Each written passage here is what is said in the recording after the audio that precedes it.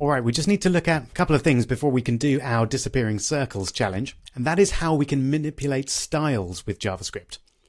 So far we've been manipulating content, mostly by changing this in HTML variable. But we can do the same with styles. So let's add a paragraph. I'll call it more text. And we'll have the very boring, this is some text. So that's not going to be styled at all. But let's create a button with an ID of style text. And we'll have the text style text on it. There we go. Obviously it doesn't do anything yet.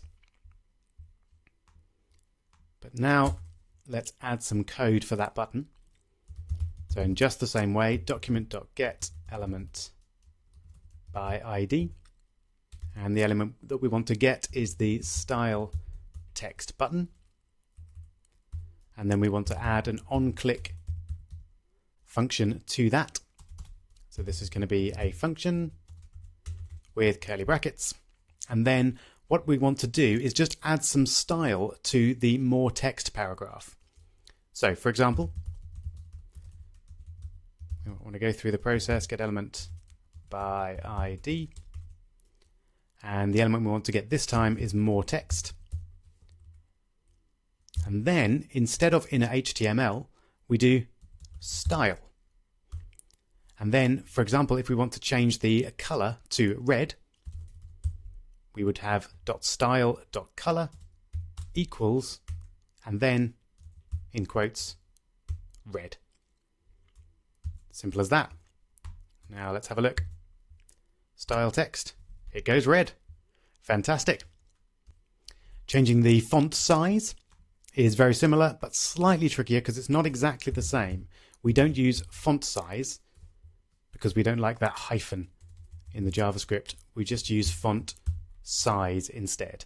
So that's using the capitalization similar to get element by ID. Small f, but then capital S. And let's say we want to make it a font size of 50 pixels. Let's have a look. There we go. It's massive.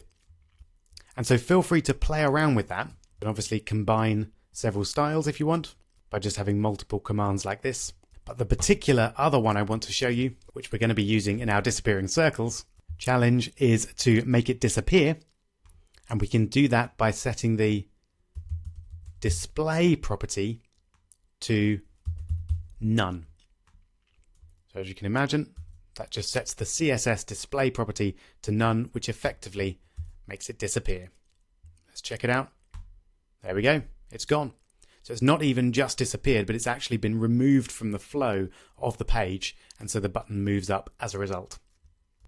So feel free to get creative and play around to see what styles you can affect with JavaScript. But we're going to go on now to our mini challenge, disappearing circles.